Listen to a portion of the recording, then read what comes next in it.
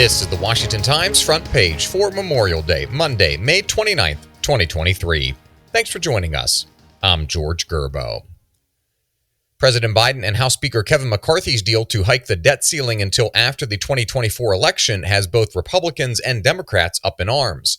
Harris Alec and Ramsey Touchberry report members of the GOP's House Freedom Caucus say the agreement doesn't cut spending enough.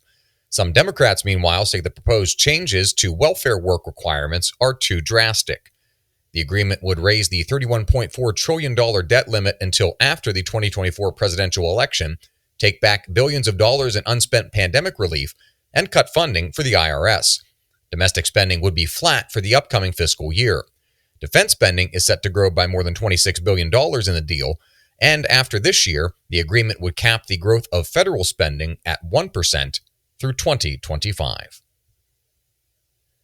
The 2024 Republican presidential primary clash between Donald Trump and Ron DeSantis begins this week in Iowa, where conservative voters offer the Florida governor an opportunity to chip away at the former president's early polling lead.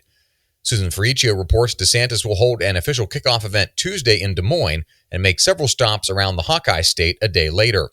Trump plans to meet with voters at the West Side Conservative Club in Urbandale, Iowa on Thursday, according to his campaign. DeSantis has barely begun to retaliate against Trump's attacks, but his candidacy could turn the early stages of the contest much uglier in Iowa. DeSantis poses the greatest threat to Trump so far among a growing field of Republican candidates. It started during the Civil War when people began placing flowers on the graves of soldiers killed in battle. Originally called Decoration Day, today, Memorial Day, is the day the nation honors those military members killed in combat. Mike Glenn reports Memorial Day isn't far from the minds of today's soldiers.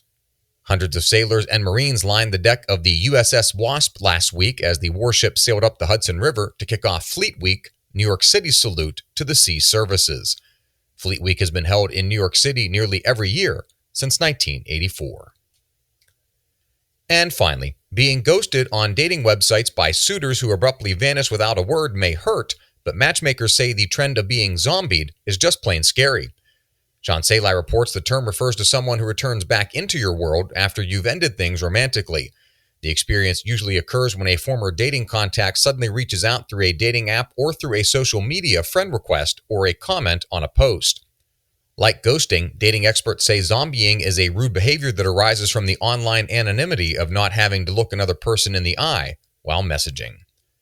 Find all today's front page stories at WashingtonTimes.com/front page or on the Washington Times app, and find us wherever you get your podcasts. Just search Washington Times in your favorite podcast app.